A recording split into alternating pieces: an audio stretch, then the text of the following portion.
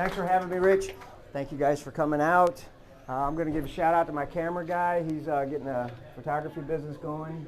Ben, you need a good photographer, get a hold of him. All right, let's get going. It's 2022. We made it.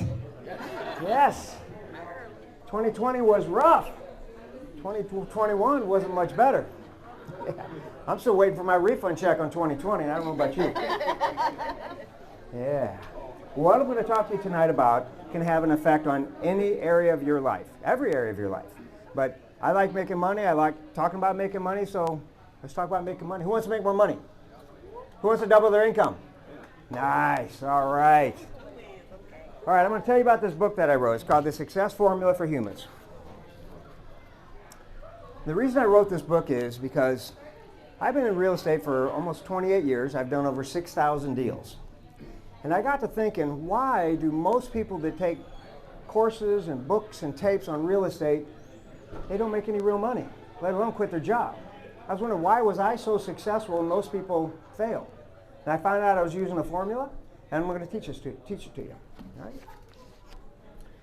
Now, I want to have somebody hold on to this envelope for me. Can you hold on to this for me? Okay? Don't let anybody touch it. Put it in your pocket, especially me. Okay? All right, now, I got an official report here. The official report, the secret key to success. You want to know what the secret key to success is? Never give up. It's solving problems. Solve problems for yourself, your customers, your prospects, your team members. Do it daily, do it more. Become adept at problem solving. Look for problems to solve. Well, you might say, but I don't like problems, Shawn. Well, nobody likes problems, but that's how we make money. Zig Ziglar said, help enough people get what they want, and you get what you want, right? Let's say you walk into Macy's or Target or Walmart and you got a problem. You're going to talk to the clerk behind the counter, right? What's going to happen if that clerk can't help you? Are they going to kick you out of the store? No, they're going to call their supervisor, right? Who makes more money, the supervisor or the clerk? The supervisor, right. And if the supervisor can't solve the problem, maybe they'll call the store manager or maybe even corporate. Who makes more money now? Yeah, look for bigger and bigger problems to solve. That's how we make money, okay? Now I want everybody to think of a 3-digit number. Think of a 3-digit number, make it a random number, okay? You got a number? Yeah. Write it down for me. Don't forget your number. Okay, thank you. You got a number? Yeah. Write it down.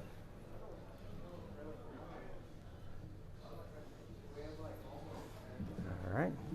And let's see, do you have a number? Write a number down for me. Okay, very good, very good. Okay. All right, so let's see. Oops, I got my phone. All right, who's good with numbers? Can you add these up for me? You said add them up? Yep, add them up for me. Take your time, have your neighbor help you if you want. Work together, no pressure. While she's writing that down or adding it up, if you got a piece of paper, we're going to write this number down. I look at it, so I know what the right number is.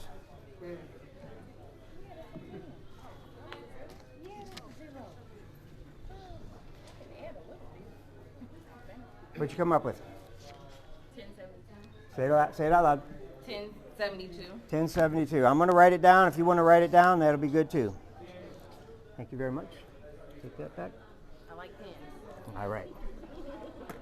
Okay, now, let's put this here. Who wants to hear a rags to riches story? A real rags to riches story. I got one.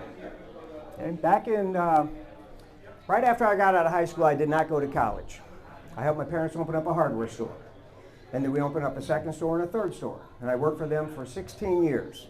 And the most money that I made in those 16 years was about $30,000 a year.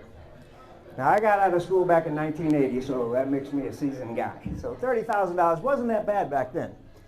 I worked for them for 16 years. Then one day my parents called me up and said, Shawn, we got some good news for you. We want to come down and talk to you. I was like, great. So they came down to the store I was at. We sat down. I said, what's the good news? They said, we want to sell you this store, nothing down, 100% financing. Sign on the line and this store is yours. Now, most people would be excited about that, right? I mean, I paid my dues. You ever hear when somebody gets in a car accident, a lot of times they'll say, my whole life passed in front of my eyes. Well, they're thinking of their friends and their family and their loved ones. Well, when my parents made me that offer, my whole future life passed in front of my eyes. Because I could see myself being 80 years old, selling the same nuts and bolts and pipe fittings for the rest of my life, making about $60,000 a year, because I knew how much the store made. And you know what? That kind of scared me, because I thought I had more potential than that. So I thanked him for the opportunity, and I said, no, thank you. And then I thought, if I don't get out of here, I'm going to be that 80-year-old guy. So, you know, I said, I quit. I didn't even plan on quitting that day. It's kind of funny how your life can turn on a dime sometimes. So I quit there. I went to work at a plumbing supply house, making $15,000 a year. Yeah, really moving up in the world, right? But I started going to school at night to be a blackjack dealer, because I thought that'd be more exciting, maybe make some more money. So I finished the blackjack dealer school, went over to local casino. They auditioned me. They said, we like you, you're hired. Go report to Human Resources, fill out the paperwork, come back, get on schedule. I said, great. I said, how much does this job pay? She goes, well, it pays minimum wage. I was like, minimum wage? No, come on. I mean, I'm going down in life fast here. I was like, no, I'm worth more than minimum wage. She says, no, no, no. You don't understand. All our dealers make minimum wage, which is true. Dealers make minimum wage. She says, you make your money in tips. She said, don't worry about it. You're going to make plenty of money. I said, okay. So first night I start dealing, sure enough, tips start coming in. Now, when the dealer gets a tip, you don't stick it in your pocket. You drop it in a plastic box on the edge of the table. The next tip goes in the box, and the next tip goes in the box. Then when you go on break, you don't take your tip box with you like you think you would. It stays on the table, and the next dealer drops their tips in the box. The next dealer drops their tips in the box. Then at the end of that shift, they gather up all the tip boxes, they have all the money brought in, and then they divide it evenly amongst all the dealers that worked on that shift. Now that's a problem. See? Solving problems here. I was going to call this talk the One Problem Talk, because on your climb to success, there is always going to be problems. Yeah, some of you know about that already, don't you? Yeah, you're not exempt. There's always going to be problems. Well, the problem here was there's a lot of crabby, grouchy dealers, and they weren't making any money. I was making money for them, and I didn't like that. Well, I found out that poker dealers get to keep their own tips. But they didn't have poker at the casino I was at, but they did across town. So on my next day off, I went snooping around across town, looking at the poker room, and there was a poker dealer there that I knew. I pulled him to the side. I was like, hey, man, how you doing? I said, I'm dealing with blackjack across town, split my tips, but I understand poker dealers get to keep their own tips. He says, well, we don't get to keep our tips right now. This is the state of Missouri. He said, you know, the industry was still pretty new back then. He said, we don't get to keep our own tips right now, but the state of Missouri is getting ready to have a vote. And it's legal in every other state where poker dealers get to keep their own tips, and you know, it only makes sense that they would approve it here too. I said, great. I said, I want to be a poker dealer. He says, well, that's good. I said, one problem. He goes, what's that? I said, I don't know the first thing about poker. I mean, because in poker they got all these hands. They got a royal flush. You heard of that? And then they got a straight flush, and then a straight, and a flush, and a full house, and a four of a kind, three. They got all these hands. I didn't know what be what. I never really played the game. I said, look, there's no poker dealer schools around town. Would you be willing to teach me how to deal poker? He said, yeah, I'd be glad to teach you how to deal poker. So let's get into the success formula for humans here. So the first step in the formula is everything starts with a thought. Everything in our man-made and woman-made world starts as a thought. Everything. This light strip here started in somebody's mind as a thought, brought out in the physical world. This neat little clicker thing here started in somebody's mind as a thought, it's brought out in the physical world. Everything starts as a thought. And they say your thoughts are things. And actually they are. They actually go out in the universe to track back what you're thinking, good thoughts and bad thoughts. Don't believe me. You ever call somebody up on the phone and they say, I was just getting ready to call you. Or your ears must be ringing. We were just talking about you. Your ears must be ringing. What does that mean? That means your thoughts were connecting into the universe. So your thoughts are, oh, maybe you got a spouse or a significant other. You might be thinking about them in the middle of the day, and all of a sudden out of the blue, you get a phone call or a text message. Hi, honey, just thinking about you. How's your day going? Has ever had that happen? Yeah. So your thoughts are things. So be careful what you're sending out there, because it just might come back. Next step in the formula is decision. You have to make a decision that you're going to achieve a goal. See, a lot of times we get that $1 million idea, but we never do anything about it. You know, we just kick it down the street. Now, I met a lady not too long ago.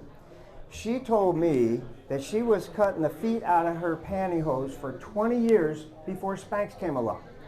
She knew it was a good idea, but she didn't do anything about it. She didn't make a decision to do anything about it. Guys, if you don't know what Spanx is, don't worry about it, and it's not what you think. But you got to make a decision. Do we have anybody here that's lost a significant amount of weight without surgery? 10, 20, 30, 40 pounds? Anybody? Well, how much have you lost?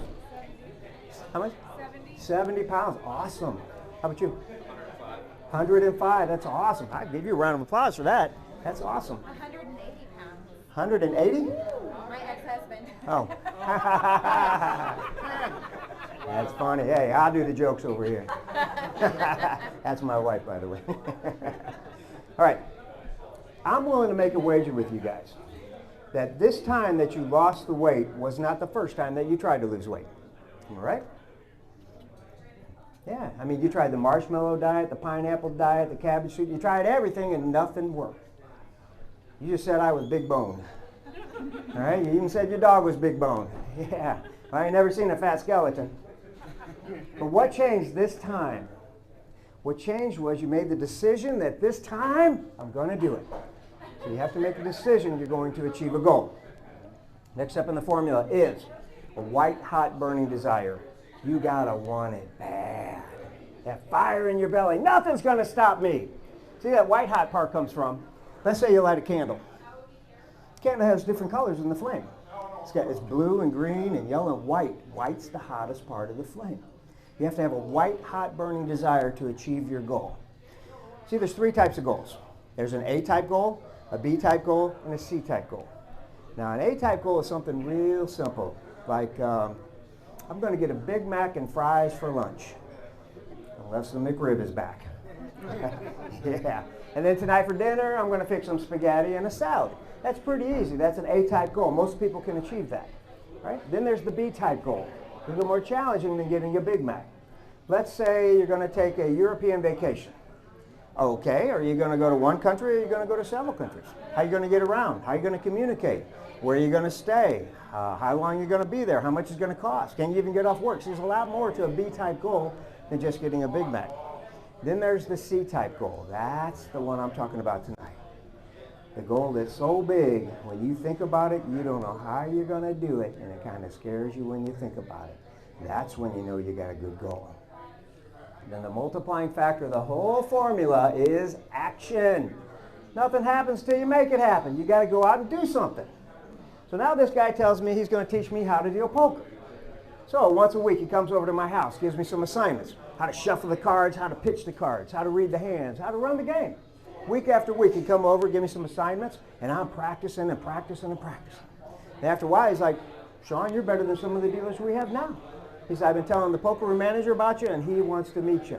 He says, as a matter of fact, tomorrow, put on some black dress pants, a white button-up collar shirt, because he wants to audition you. I said, okay. So next day I go over to the casino. He introduces me to the poker room manager. I give him my best power handshake. Hi, I'm Shawn Greeves. Listen up, guys. When you shake hands with somebody in business, you give them a firm handshake and you look them in the eye. I can't tell you how many times I've shaken hands with a man. He's given me a limp, wet noodle handshake. That tells me something about that guy. If that's the most he can put into doing shaking my hand, what's he going to be like doing business with me? I don't want to do business with that guy. Men, when you shake hands with women, you treat them like an equal. Firm handshake, look them in the eye. And then woman to woman, firm handshake, look them in the eye. What you do socially, I don't care. So he says, I understand you're a pretty good poker dealer. I said, well, that's what he tells me. He says, okay. He says, go over to that table over there, tap that dealer, I'll go deal for a while. I said, okay. So I deal for about 30 minutes. I get tapped off the table. I go talk to the poker room manager. He says, I like you, you're hired. Go report to Human Resources, fill out the paperwork, come back and get on the schedule. My goal had gone full circle. So now I'm over here dealing poker, splitting my tips with the blackjack dealers, waiting for the state to have their vote. About 7 or 8 months later, the state of Missouri has their own vote. One problem, they shot it down. So now I'm over here dealing poker, splitting my tips with the blackjack dealers. I didn't gain any ground.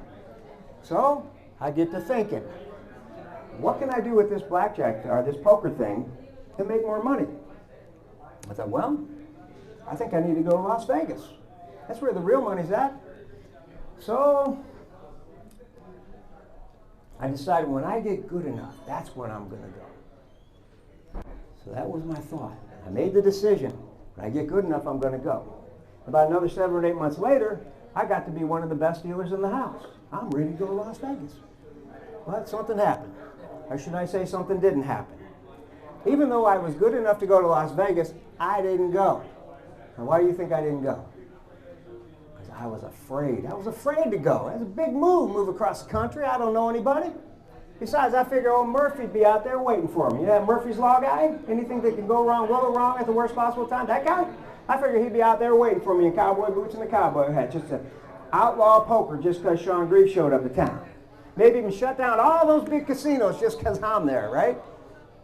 Ain't it funny how your mind plays tricks on you? It can come up with 1,000 reasons on why you can't do something when all you really need is one reason on why you can. So I didn't go. I stayed splitting tips. Well, something did happen. Another casino opened up a couple of miles away from the one I was working at, and they had poker.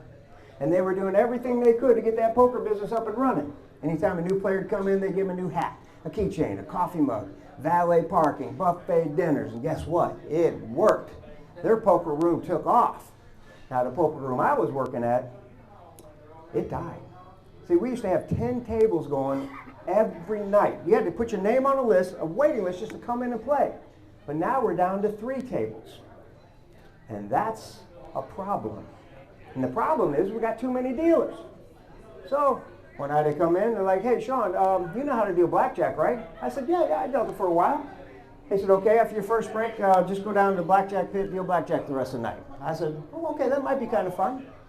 Next night I come in, they're like, hey, Shawn, we don't need you at all in the poker room, just go deal blackjack. I was like, oh, wait a minute. Last night was kind of fun. Tonight's starting to sound like a habit. That could be a problem. Well, that goes on for a couple weeks, then they move into part-time. So now I'm a part-time poker dealer, blackjack dealer. That's a problem. That's not good. That goes on for a couple weeks, and then they move me to the extra board. And the extra board means you're not scheduled for any hours. If you want to work, they say, hey, you want Friday night off? I'll work for you. Oh, you want Saturday? I'll work for you. Monday night off? I'll work for you. You got to round up your own hours. You know, so now I can work 1 day a week or 7 days a week. I thought, well, maybe that won't be so bad. Maybe free me up to work on some extra projects. You know, but I'm working 5 and 6 days a week because I want the money. And about 2 weeks goes by and company memo comes out. Anybody on the extra board can only work 2 days a week. I'm like, 2 days a week? Come on! That's not fair, that's not fair! Why do I always have to struggle? Bad luck follows me everywhere. Hey, you know, if I quit here, this whole place is going to go right down the tubes, right?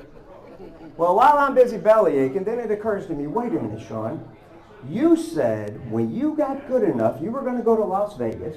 You got good enough and you didn't go, and now the universe is saying, you're too good to be here, get out of here, go! I'm like, okay, man, give me a break. So, time to take some action. So, quit my job, I get an apartment over the phone, and I move to Las Vegas. When I get out to Las Vegas, I'm looking around every corner and under every rock for old Murphy, and guess what? He wasn't there. I got hired at the first place I applied to.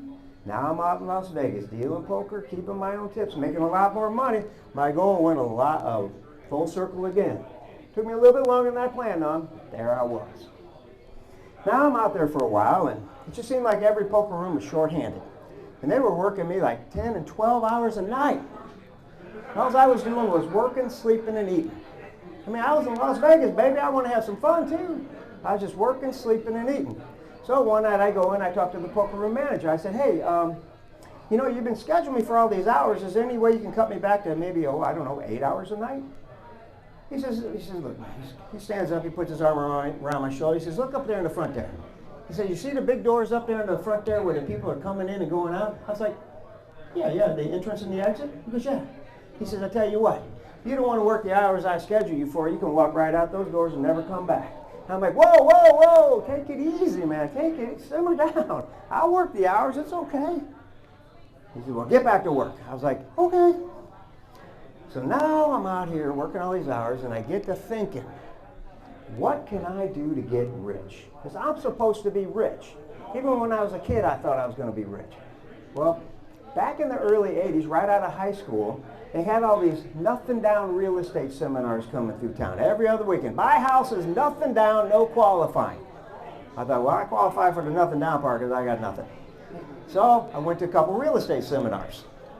And over the next 2 years, I went out and I bought 20 houses. And then I stopped. So I'm out here in Las Vegas thinking, what can I do to get rich? I thought, well, you know what? People still need a place to live. People still get foreclosed on, death, divorce, bankruptcy, foreclosure. All the situations still the same. So I thought, I made a decision. I'm going to go back home and I'm going to start buying houses. That's how I'm going to get rich. When they're working me all those hours, I'm getting that white hot burning desire. I got to get out of here. Got to take some action. So I quit my job and I moved back home. I get an apartment. So now I got to pay my rent.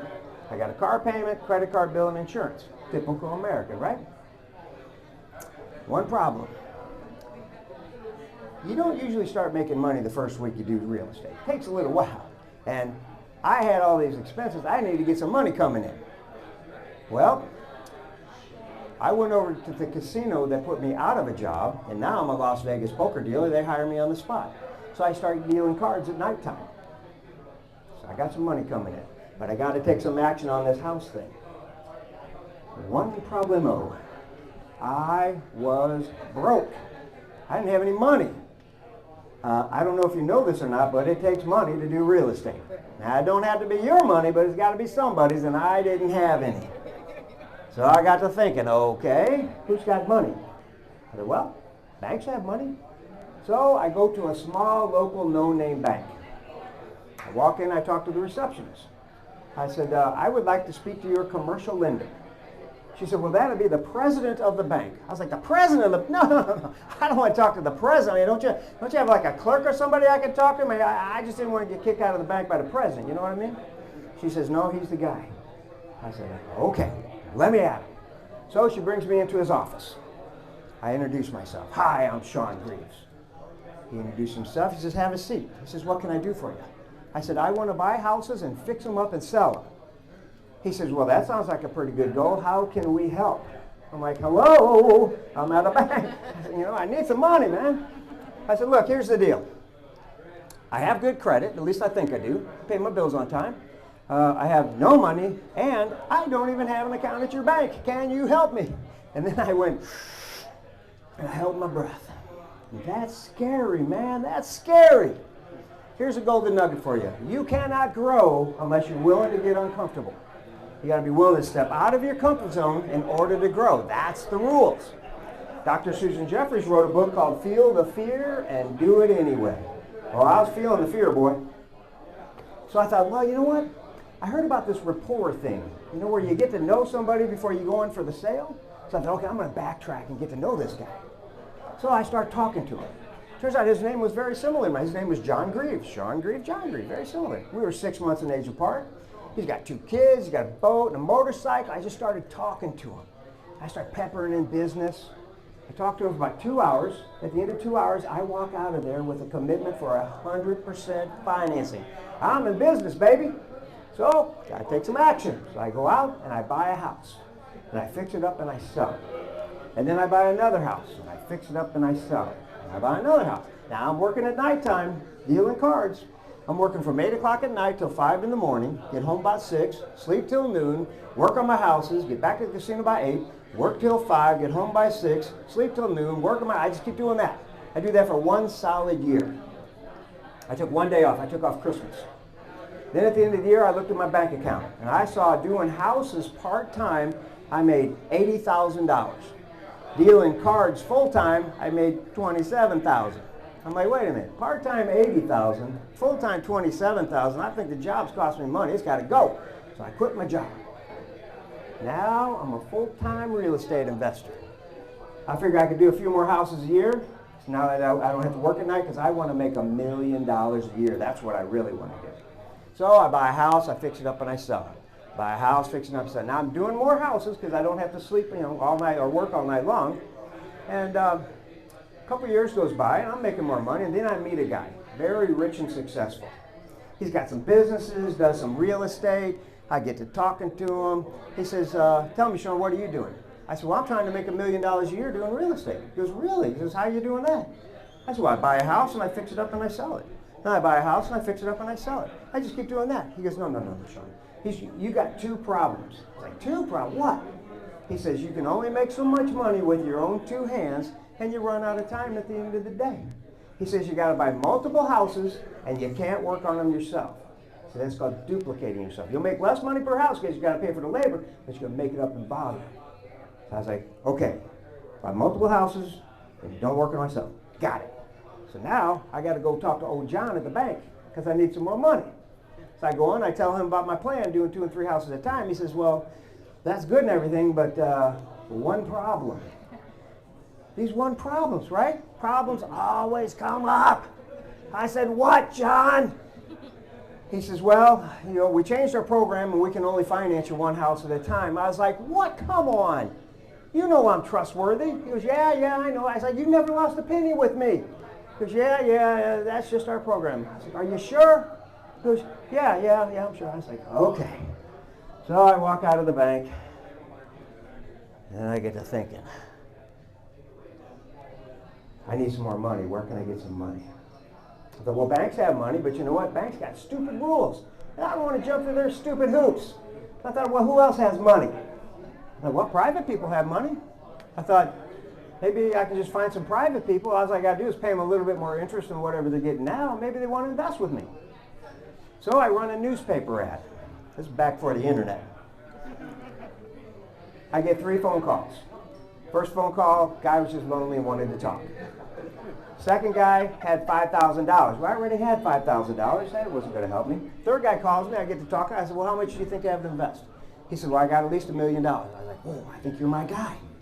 So I talked to him a little bit more, and I said, I tell you what, why don't we set up a day and time for me to come over and meet you and your wife? And I'll bring some pictures of houses I've done, some before and after pictures, some closing statements. We'll talk about an interest rate, get to know each other, see if it's a good fit. He's like, okay. So a couple days later, I go over to their house, and I meet them. They're super nice people. Start building that rapport, showing them pictures of houses that I've done. We talk about an interest rate, and I talk to them for about 2 hours. At the end of 2 hours, they look at each other and they say, you know what, we like it, let's do it. So now I got access to $1 million. They didn't even run my credit. I'm in business, baby. So I go out and I start buying 2 and 3 houses at a time. Just rocking and rolling. I'm making more money. Now that goes on for a couple years. Then I get a phone call from a guy. Now my money guy, his name is Tony. It's not Guido Tony, it's just Tony. And guy calls me, he says, hey, we got a mutual friend named Tony, and he says that you're a good guy and you're trustworthy and you're investing his money. Could you invest my money too? I said, well, yeah, give me your name and number and let me get back with you. I thought, that's kind of weird. About a week later, I get a call from another guy. Hey, we got a mutual friend named Tony. He says you're a good guy and you're trustworthy and you're investing. Can you invest my money too? I said, well, yeah. Give me your name and number and let me get back with you. I'm thinking, why is Tony giving my number out? I'm not spending the $1 million I have with him. And then I thought, uh-oh, wait a minute. I think Tony's getting ready to get rid of me. But the nice guy that he is, maybe he's just trying to replace the money. That's not good. I don't even know these guys. I don't have to beg them for money. I got to make with Tony. Then Tony calls me. I'm like, uh-oh, here it comes. Like, hi, Tony, how you doing? So I'm doing good. I said, everything's good? He goes, yeah, everything's good. I said, are you happy with everything? He goes, yeah, I'm happy with everything. I'm like, what's up? He says, look, my son has a sports management company, and he manages money for professional athletes. Well, he's been watching what we've been doing for the last couple of years, and he really likes it. And well, he's got about $20 million that he wants to invest with you. Now, I wonder if you mind if I gave him your phone number. And I'm like, yeah, sure, yeah, give him my thank you very much. I hang up the phone, I'm thinking, what am I going to do with $20 million? I'm not even spending $1 million with Tony. I mean, I might get in trouble, I might go to jail, I mean, I'm losing all, I'm freaking out. Well, then I calm down and breathe a little bit. Then I change my underwear. Then I get to thinking, what can I do with $20 million invested, keep it protected, and make some money for myself too? And I thought, well, you know what? There's other guys like me that want to do real estate, but they don't know how to raise any money. I thought, what if I made this money available to other guys through me, I'll guarantee that football guy's zero risk. If the deal goes bad, I'll take the loss. I'm paying the same interest rate I'm paying his parents. I'll service the loans. They don't have to do nothing. Just send me money and I'll send them a check. I think that's going to work. So about a week later, football guy calls me. I said, hey, how you doing? He says, well, we've been watching what you've been doing with Mom and Dad, and we really like it. And, well, we got about $20 million we want to invest with you. Can you handle it? I said, well, your dad told me you'd be calling, and here's my plan. So I tell him about lending this money out to other guys. Through me, I'll guarantee you zero risk. I'll do the loans. I'll make the payments to you so you don't have to worry about bounce checks or anything. I'll take care of everything. We talked for about 2 hours, and he says, you know what? I like it. Let's do it. So now I got access to $20 million. I got to start telling everybody I got money to lend. So I start telling everybody, no qualifying, no credit check, no application. Just bring me a good deal. And guess what? I was right. Business took off. Next thing you know, I got 200 loans out on the street. I'm rehabbing 2 and 3 houses at a time. I'm making $80,000 a month. I'm on my way to that $1 million a year, aren't I? Yeah, rocking and rolling. That goes on for about 7 years, and I'm getting rich, baby. Money's rolling in. Then about 2008 rolls around, and one problemo. The real estate market crashes. Some of you people know about that. Yeah, I mean, millions of people lose their jobs. They lose their houses. See, what was going on was there was what these lenders called subprime lenders. They weren't banks, they were just private lenders. And they were financing millions of people across the country. And they were doing what was called a stated income loan. State how much you make, and they'd say, we believe you. You could be flipping hamburgers at McDonald's, and you could state that I make $200,000 a year, and they'd say, okay, we believe you. He'd say, oh, I want to borrow $400,000. They'd say, okay, you got it. They were throwing money around like they were necklaces at a Mardi Gras parade. You hardly had to do anything to get it. It was a disaster. And to make it even worse was they give you a 30-year loan with a 1-year adjustable rate mortgage. They told you, after the first year, your interest rate's going to go up. It's probably going to double or triple. So we suggest you refinance out of these loans before the end of the year, because your payment's going to double or triple. Well, the lazy Americans that we are, nobody went out and refinanced the loans, and everybody started getting foreclosed on.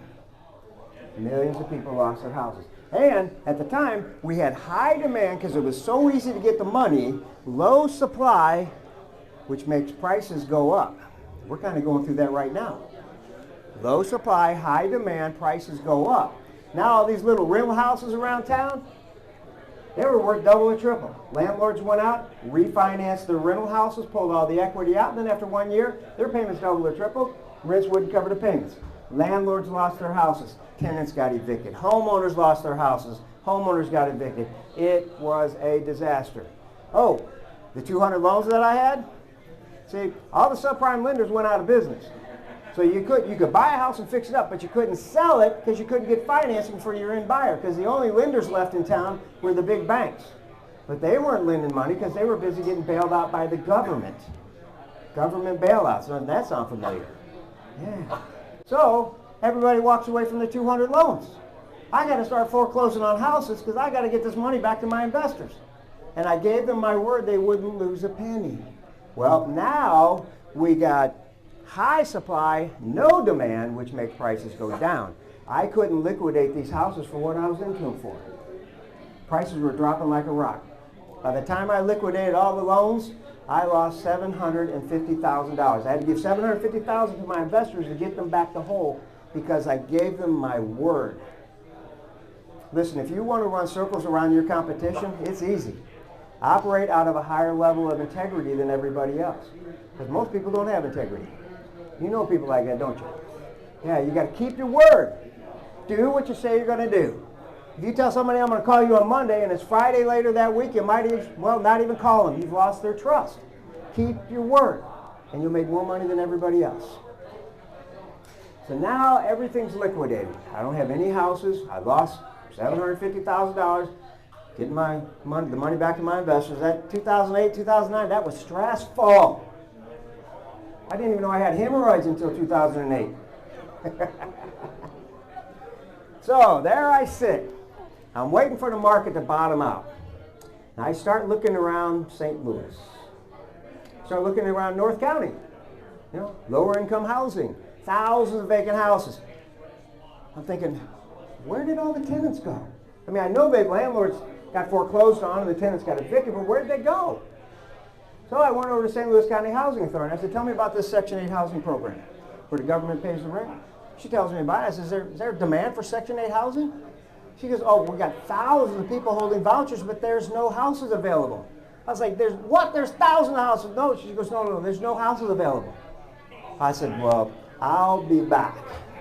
That's right, I said, I'll be back. So I went out and I started buying houses like a madman. I had 4 and 5 crews going. Before you know it, I could get a house rent ready in a week. Before you know it, I had 83 rental houses. So now I'm bringing in $42,000 a month income. That's not $80,000 a month, but you'd be surprised on how you can squeak by on $42,000 a month, right? Ladies, maybe one less pair of shoes this month or one less purse, right? Guys, listen up. I'm going to give you the best investment advice in the whole wide world. It can give you an infinite rate of return, which means you can't even calculate it, and you can do it for the rest of your life. Want to know what it is? It's buy your ladies flowers. Buy your ladies flowers, and if she has a job, don't bring them home. Have them sent to her work. Because the other ladies love it when they get jealous. The other ladies get so jealous, first words out of their mouth is, uh-oh, somebody's in trouble. Am I right? Yeah. See, a lot of you knuckleheads, the only time you get flowers when you're in trouble. That's the only time you get flowers, they start connecting flowers and trouble. Don't give flowers when you're in trouble. Give jewelry, right, ladies? Yeah, give jewelry. Yeah. And then when she gets home that night, yeah. Uh-huh. She's going to take care of you, buddy. Best investment advice in the world. So now I'm running my rental business, bringing in $42,000 a month. That goes on for about 4 years. Then banks start lending again. Guys start calling me, Shawn, banks are lending. Are you lending money? See, because I finance the fixer-upper houses. The banks don't finance those. Banks finance the move-in condition houses. I finance the fixer-uppers. I said, yeah, I'm still financing. I got access to millions of dollars. So time to get the loan business up and running. So before you know it, I got 200 loans going again. I got 83 rental houses. I'm bringing in $80,000, $90,000 a month. Just rocking and rolling. But one problem, I hate these rental houses. I hate them. Low-income tenants are high maintenance. I had one girl call me at 2 o'clock in the morning to let me know that her boyfriend kicked the front door in and is laying on the living room floor. Can you come over and fix it right now at 2 o'clock in the morning? I was like, no, I'm not coming over at 2 o'clock in the morning. Don't call me at 2 o'clock in the morning. Oh, I had a white, hot burning desire. I wanted to get rid of these houses. I thought I made the decision right then and there. But how do you get rid of 83 houses quickly? Well, I found out that there were cash buyers coming from like California, buying all over the Midwest because they could buy more houses in the Midwest than they could in California with their money. So, I had to take some action. I had to find the buyers. I marketed to them. It took me 4 months to sell the 83 houses.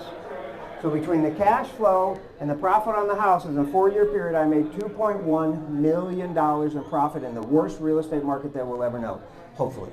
And so now I just do loans, and I might wholesale a house from time to time. As a matter of fact, you got those little stretchy things, that's me. So there's my rags to riches story. But how does all this stuff start? How does all this stuff start? Well, we talked about it at the beginning. Everything starts with a thought. Everything starts with a thought. Okay? Now, you got to use your mind to create thoughts. Okay? So let's get a visual image. Just think about that for a minute. Just think about what your mind looks like. Just think about that. If you're thinking about an image of your brain is not your mind. Your brain is like the muscle or the electronic switching station that runs everything, but your mind is actually all of you. It's your big toe, it's your thumb, it's your earlobe, it's all of you. So nobody really knows what the mind looks like. But let's try and figure this out. Well, I can't take credit for this. There was a doctor named Dr. Thurman Fleet. It was back in 1934. Dr. Fleet was a psychiatrist. He was trying to figure out what the mind looks like so he could help his patients. And this is what Dr. Fleet came up with. He came up with this stickman figure, if you want to call it that. He said, your mind is split up into 2 parts. He says you got your conscious mind and your subconscious mind. And he says let your body represent your outer world. He said, so whatever's going on in your outer world, that's what's going on in your mind. If you're the kind of person who's like, well, bad luck just seems to follow me everywhere. I can't get ahead. Oh, I got turned down for that job. I knew I wouldn't get it. Well, if that's what's going on in your outer world, that's what's going on in your mind. What about that one guy that everything he touches turns to gold? Like an Elon Musk? What do you think's going through his mind? Success. Success is going through his mind.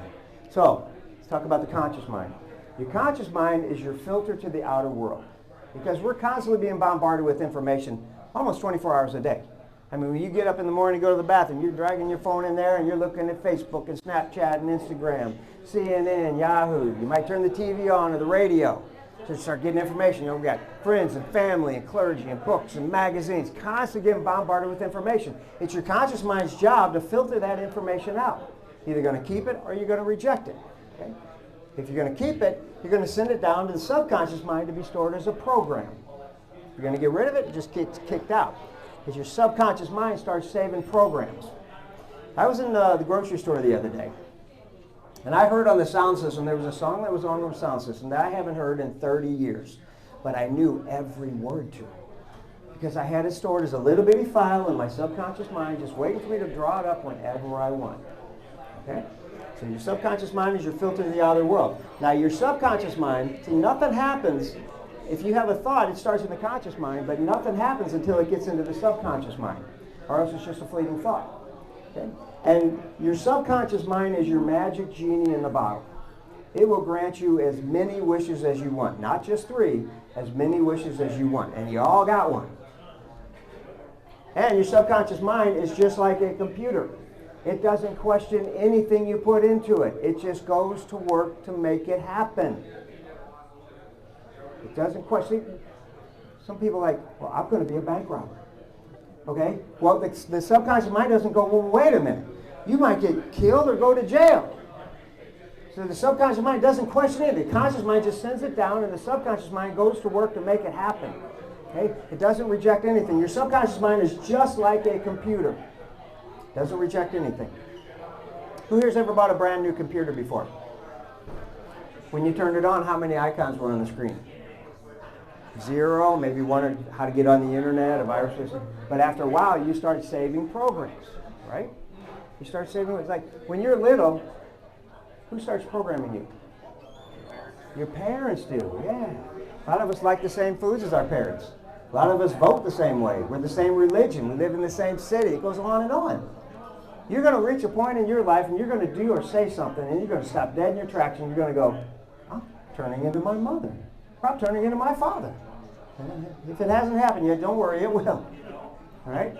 And so, you show up as a little bitty baby with 3 preset programs from the factory.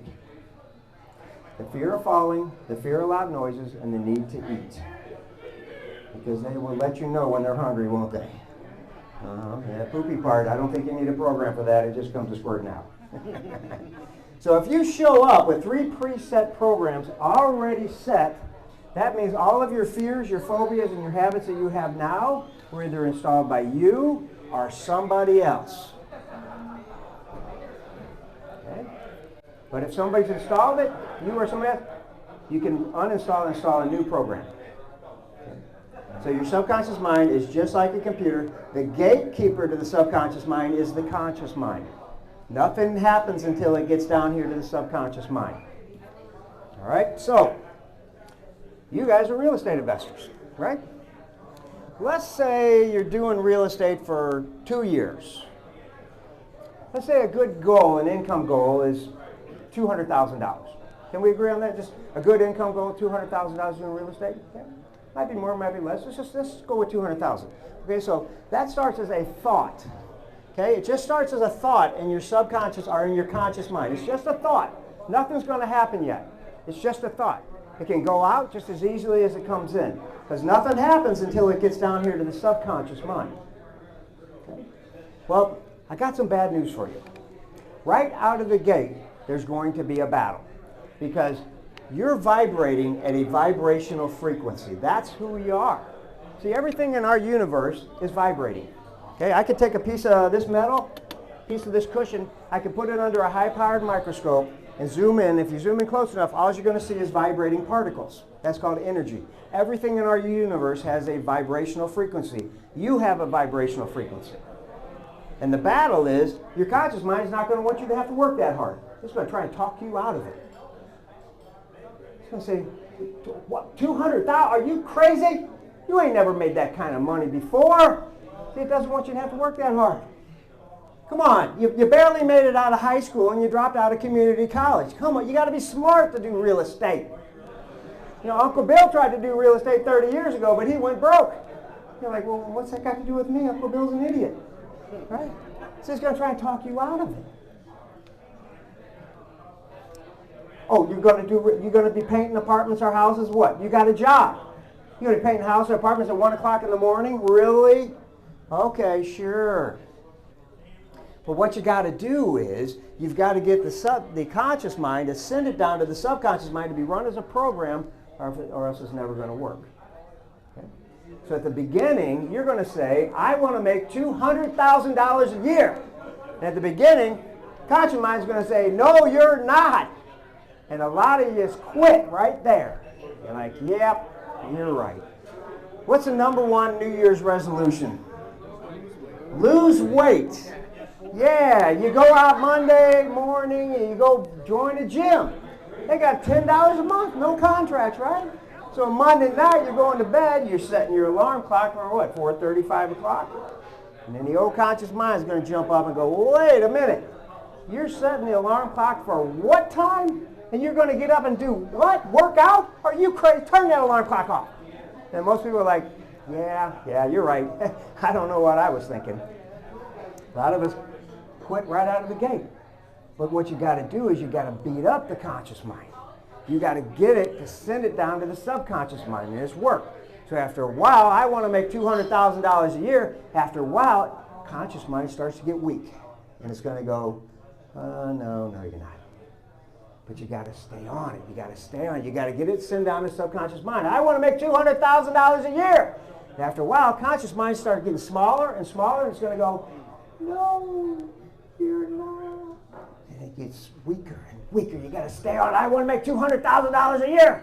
And after a while, conscious mind gets so weak, it says, I can't stop him. I can't stop her. I got to send it through. You'll send it down to the subconscious mind, and then you're going to see your results in the outer world. Holding 3 things is hard. You're going to see it in the outer world. That's how it works. It's not easy. But how do you really get something into your subconscious mind? Well, there's a couple ways to get something in your subconscious mind. Okay? First way is through a sudden shock. Pow! Let's say you're texting and driving. Now, we all know we're not supposed to text and drive, but a lot of us do. Let's say you get in a car accident and you hurt yourself, or you hurt somebody else. That might be a big enough shock where you may not text and drive again. Okay? I don't really like that way. Next way is through visualization and repetition. Okay? You have to see in your mind as if you're already achieving your goal. Not going to someday. See it in your mind as if it's already happening, because the subconscious mind doesn't know the difference between truth and a lie. You got to convince it. You got to get emotional about it. You got to attach emotion to it. You got to get excited about it. You got to see it as if it's already happening. Okay? And then repetition, repetition, repetition. Get you some 3x5 index cards. Write your goal out on an index card in a positive present tense as if it's already happening. Not gonna someday, as if it's already happening. Sign it, date it, read it 20 times in the morning, 20 times at lunch, and 20 times before you go to bed. The next day, get a new card, write your goal out. See, there's something magic that happens when you write your goal out. Not on the computer, by hand. Sign it, date it, 20, 20, 20. Next day, new cards. Write it out, sign it, date it, 20, 20, 20. Just keep doing that. Get you some Post-it notes. Write your goal on your Post-it notes.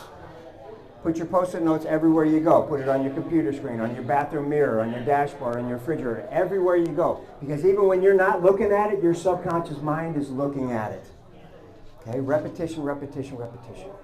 Okay, so in order to see it in your mind, you have to have a good imagination. Okay? Do you guys have a good imagination? Let's test your imagination, okay? Everybody take your hands and go ahead and do it. Clap your hands together. Rub them in a circle. Generate some heat. Harder, harder. Okay? Clap them together again. Bring them up in front of your face like you're going to pray, because you're going to need it. I'm just kidding. I'm just kidding. Squeeze your hands together. Tight, tight, tight, tight, tight. Okay? In a minute, don't do it yet, but in a minute, I'm going to have you raise your index fingers apart. In a minute. And I want you to use your imagination and imagine that there's powerful magnets all up and down your fingers. And you're going to feel those magnets pulling your fingers together closer and closer until they lock together using your imagination. Don't look at me, don't look at your neighbor, and don't resist it. Okay? So right now, everybody separate your index fingers and focus on just your index fingers. Raise them up, separate them. Focus on your fingers. Feel those fingers coming together. Look at your fingers. Feel them coming together closer and closer and closer and closer. By the time I count to 3, those fingers are going to be locked together. 1, pulling and tugging and tugging and pulling and pulling and tugging together. Feel those magnets getting stronger and stronger. We're turning up the frequency now. They're locking together tighter and tighter and tighter. And 3, fingers totally touching together. You guys have a pretty good imagination. I can see that. Drop your hands, put them down in your lap. Okay. The next part is focusing and concentrating on your goal. You have to see yourself achieving your goal in your mind. Okay? So what we're going to do is we're going to create some relaxation. I checked with management earlier. They said it's okay if you guys relax in here tonight. So what we're going to do is we're going to take a deep breath in. We're going to hold it for about 5 seconds. And we're going to exhale all the way out. We're just going to relax our bodies. Okay? Just follow along with me. So right now, everybody taking a deep breath in. Hold for 5, 4, 3, 2, 1, and exhale all the way out. Very good. Allow yourself to start to relax. I'm going to put on some relaxing music. We can hear it. Close your eyes down now. It's better to relax with your eyes closed. Keeping your eyes closed until I ask you to open them. Take another deep breath in. Hold 5, 4, 3, 2, 1. Exhale all the way out. Perfect. Keep your eyes closed until I ask you to open them. Take another deep breath in. Exhale all the way out. Going down deeper and deeper and deeper. Relax. Keep your eyes closed. Allow yourself to relax with every breath you take, relaxing down more and more. Now what I want you to do, I want you to stick your hands out in front of you like you're sleepwalking. Go ahead and stick your hands out in front of you like you're sleepwalking, keeping your eyes closed until I ask you to open them. Now using that wonderful imagination, I want you to imagine now that I come over and I give you an empty 5-gallon white paint bucket. Hold that bucket in your left hand. Now imagine I come over with a wheelbarrow full of wet, heavy concrete. And I start shoveling that concrete into your bucket. And there's another scoop. And another scoop. And another scoop. That bucket's getting full and it's getting heavy. Feel that bucket just dropping down. It's getting heavier and heavier. Now I take a big rock and I drop it in that bucket. It's going all the way down. Feel that left arm getting tired and more tired. Going down deeper, go deeper, go deeper down. That's right, keeping your eyes closed. Now imagine on your right wrist, I tie a 20-foot round helium balloon. A giant helium balloon tied to your right wrist. And feel that balloon starting to lift your arm straight up to the sky. Going up higher and higher and higher up. Feel that balloon lifting up higher and higher. That's right. Just see it. Focus and concentrate. Concentrate and focus. And we'll do this for a few minutes and just feel that balloon lifting you up higher and higher up and higher up. Yeah, focus and concentrate. And concentrate and focus. And we do this for a few minutes. Just see that balloon. Feel that balloon lifting up. And I may